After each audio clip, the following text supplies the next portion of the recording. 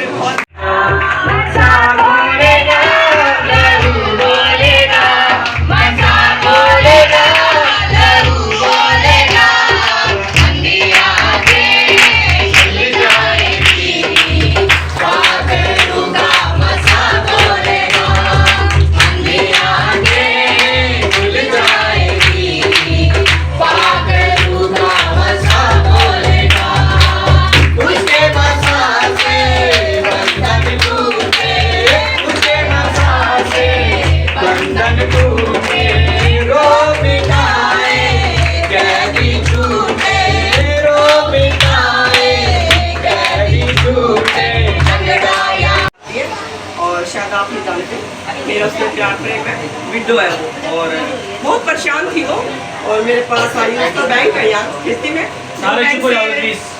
Bank से पैसे लेके जाती है ना, तो वो मेरे से जरूर नॉक करती है दरवाजा।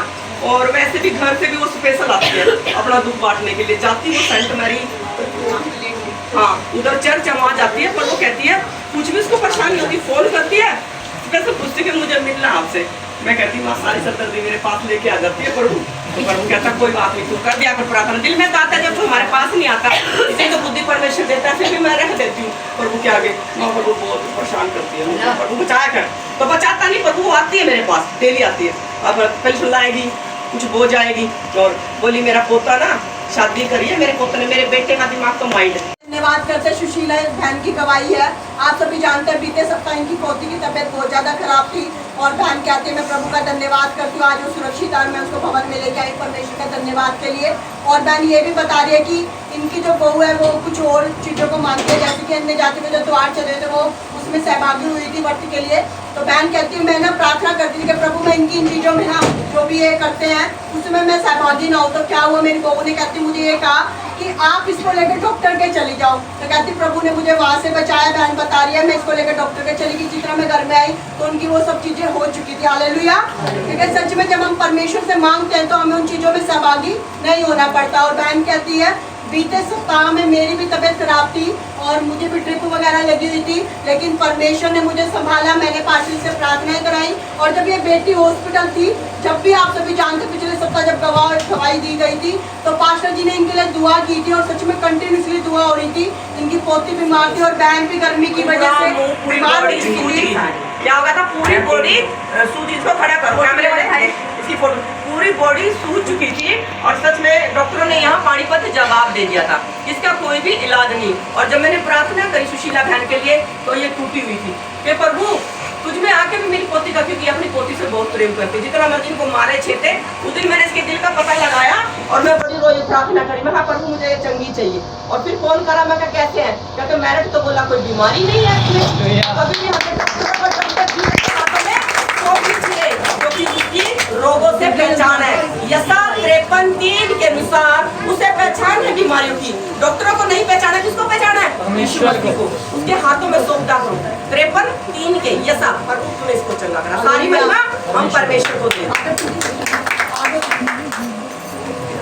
और बहन भी बीते दिनों बीमार थी, सुशीला ताई जी भी, और इन्हें भी परमेश्वर ने चंगा किया। हम सारी आदर महिमा परमेश्वर को देते हैं। और मेरा 2-3 हफ्ते से चर्च आने को बिल्कुल मन ही नहीं करता ईस्टर से पहले, और मैं उपवास तो रखती थी शुक्रवार को, फिर भी सोचती थी कि मैं चर्च में आऊँ, पर मेरा मन ही नहीं करता था आने को। अपने याद आने के बाद भी मैं सोचती चर्च छोड़ नहीं जाने जा रही। और आज भी सुबह मुझे परमेश्वर ने जल्दी भी उठा दिया, और फिर भी मैं नहा भी धो भी सारे काम कर लिए, और फिर भी मन में ये हो रहा है नहीं जाऊँगी। तो मैं सोच रही थी आज तो मैं जाऊँगी। 8 बजे मैं रेडी हो गई, और मैंने 8:45 बजे मैं घर से निकल के ली थी। आंटी को मैंने कॉल भी किया, मैं आंटी आप रेडी हो, तो आंटी बोले नहीं मुझे तो अभी टाइम लगेगा। मैं तो जा रही हूँ। और जब मैं यहाँ आई, परमेश्वर ने मुझे इतना आनंद से भरा, इतना आनंद से भरा और छुआ कि मेरा मन करता बस नाचते ही जाए।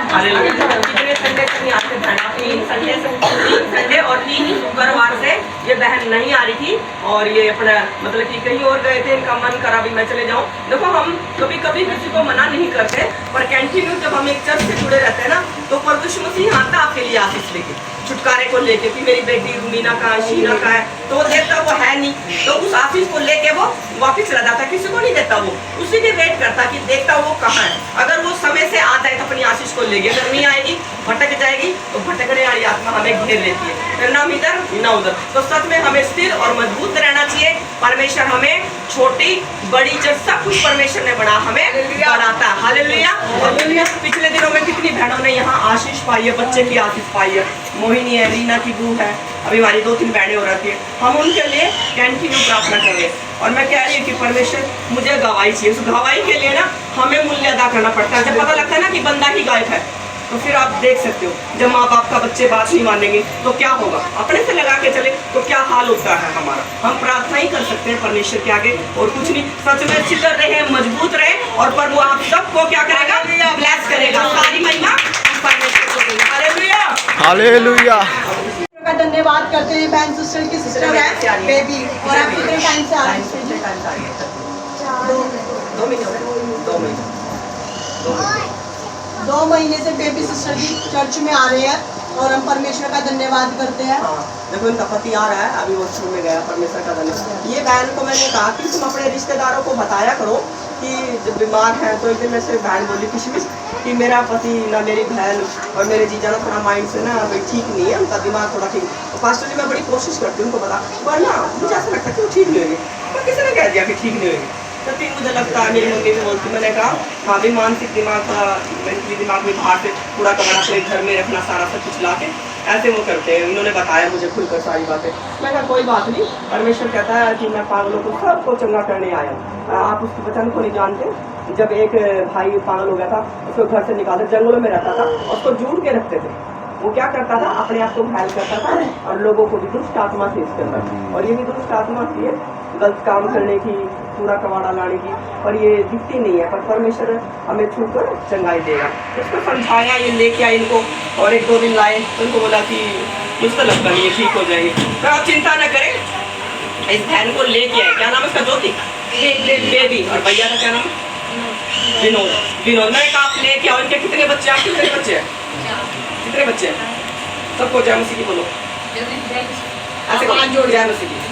हाँ, कि मेरा नाम बेबी है, मुझे यहाँ पर अच्छा लगता है, और मेरा पति पहले से अच्छा है, पहले से सुंदर हो गया।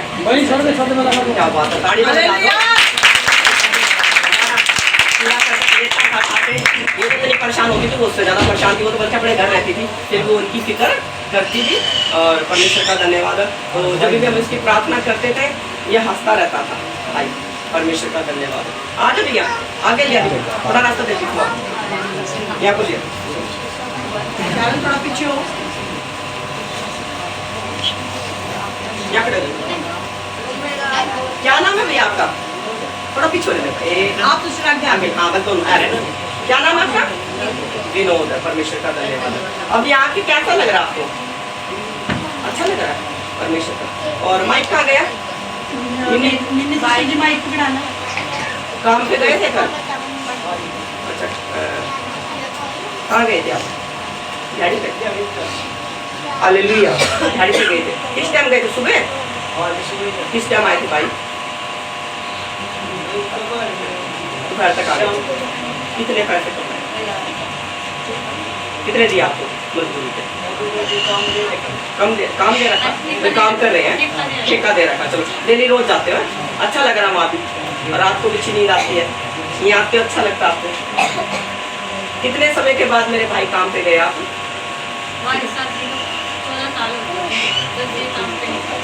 हालेलुया, 14 साल।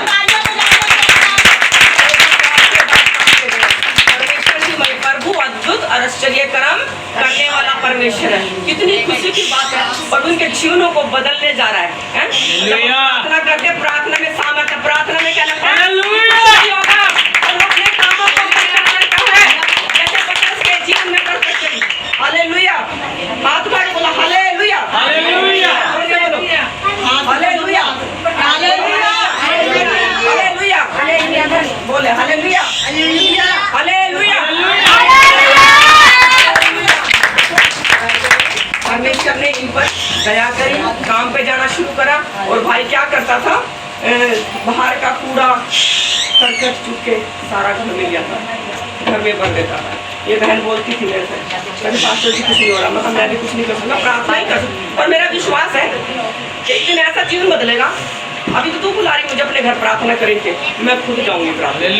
अभी मैं परमेश्वर पूछ रही हूँ कि मैं किस दिन इनके घर जाऊँ, और वो कहता मैं तुझे बताऊंगा, किसमिस के घर जा सकती है, उसके मैं बताऊंगा, वो खुद सारा काम करेंगे, तुझे अपने हाथ से रोटी बना के खिलाएंगे। सारी महिमा परमेश्वर का। सबको जय मसीह की, आवाज आ रही है सबको,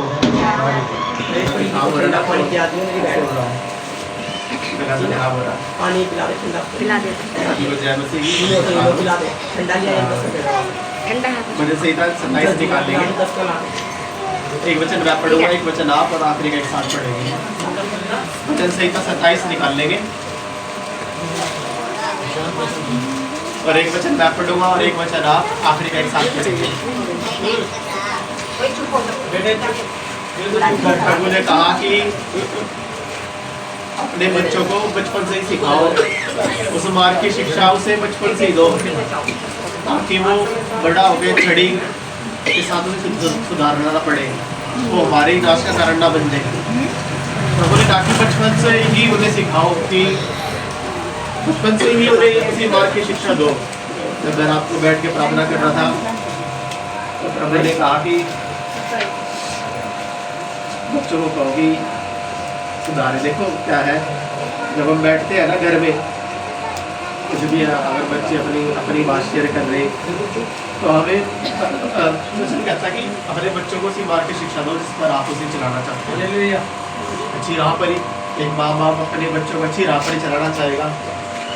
बाइबल में एक उदाहरण दिया गया कि तूने जो मूसा की पुस्तकों में जो कहानियाँ सुनी ना, वो अपने बच्चों को सिखा, और जब पूरे बच्चों को आगे देखी वो अपने बच्चों को सिखाए, ऐसे वो तेरे पुत्रों तक और पुत्रों तक आगे तक पहुँचती रहेगी। आप अपने बच्चों को सिखाओ, बच्चा अपने बच्चों को सिखाए, वो बच्चा अपने बच्चों को सिखाए, पोता पर पोते को, प्रपोता दोते को खिलाना दिखाना। देखो क्या है, ये बच्चा है, कोई इसे बहता ना ले, इसको ये पता होना जरूरी है कि मेरा प्रभु कौन है। मेरा प्रभु सिर्फ यीशु है और कोई मेरा प्रभु नहीं। इसको ये पता होना जरूरी है कि मेरा प्रभु क्या कर सकता है मेरे लिए। जब इसको ये पता होगा कि मेरा प्रभु क्या कर सकता है, दूसरे की चीज का लालच भी करेगा, उसे भटकाएगा, ये कभी नहीं बात देगा। गलत बंदा या कोई गलत बंदी अटैक करने की कोशिश करेगी, गलत जगह गलत संगति में नशे में ले जाने की कोशिश करेगी। आपने वो कहानियाँ इन्हें सुना रखी होगी कि शिमशोन कैसे एक लड़की के चक्कर में फंस गई, उसकी जिंदगी नाश होगी। आपने बच्चों को कहानियाँ वो सुना रखी होगी कि कैसे दूध दारू पी के नाश हो गया, लेकिन पहले प्रभु से इस्तेमाल कर रहा था। शिमशोन को भी पहले प्रभु इस्तेमाल कर रहा था। शिमशोन ने लड़की बाजी चालू कर दी, बारह गया दूध थोड़ा सा दाग पड़ा, दूध दारू पीना चालू करी, आगे परमेश्वर ने उसके वंश से नफरत करनी चालू कर दी। हमें अपने बच्चों को सिखाने की जरूरत है कि तेरे से कोई सिर्फ हमारा प्रभु तो सिर्फ यीशु मसीह है और कोई नहीं हमारा प्रभु। अपने बच्चों को वही कहानियाँ सिखानी चालू करो जो आप पढ़ते हो बाइबल में, जो यहाँ से आपको सिखाई जाती है।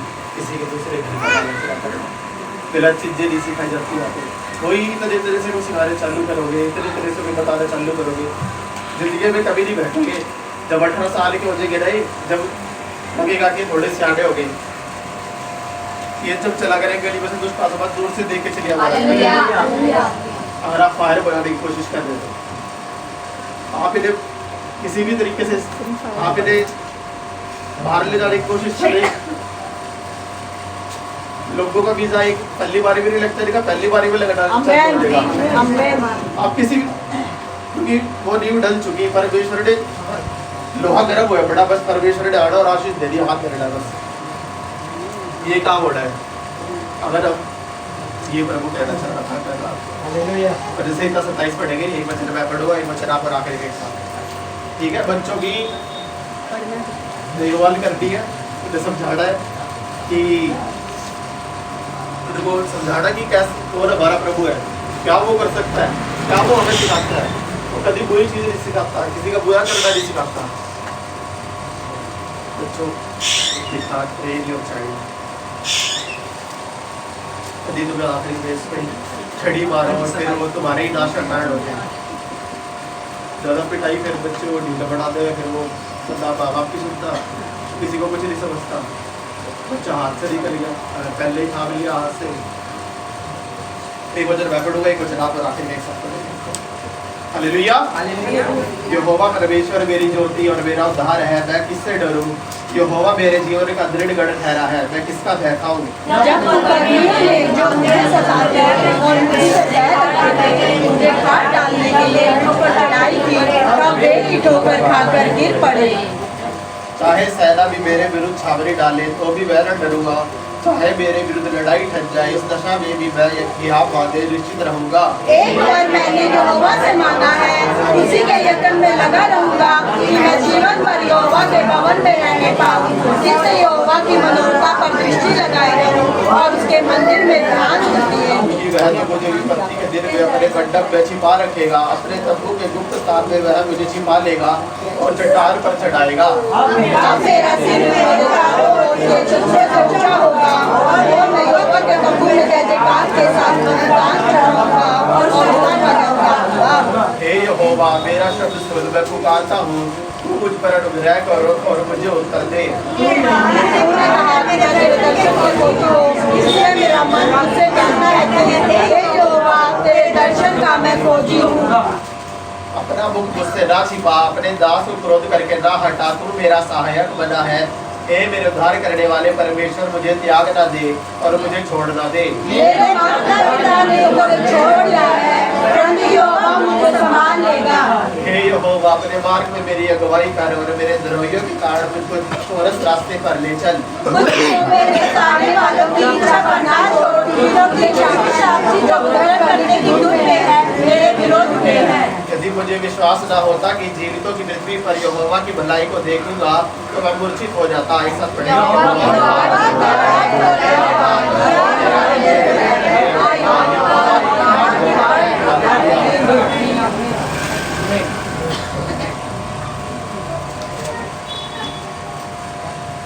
एक बार मैंने यहोवा से मांगा है, उसी के यत्न में मैं लगा रहूंगा कि मैं जीवन भर यहोवा के भवन में रहने पाऊँ, जिससे यहोवा की मनोरथा पर दृष्टि लगाई रहूँ और उसके मंदिर में ध्यान किया करूँ। हे यहोवा, मेरा शब्द सुन, मैं पुकारता हूँ, तू मुझ पर अनुग्रह कर और मुझे उत्तर दे।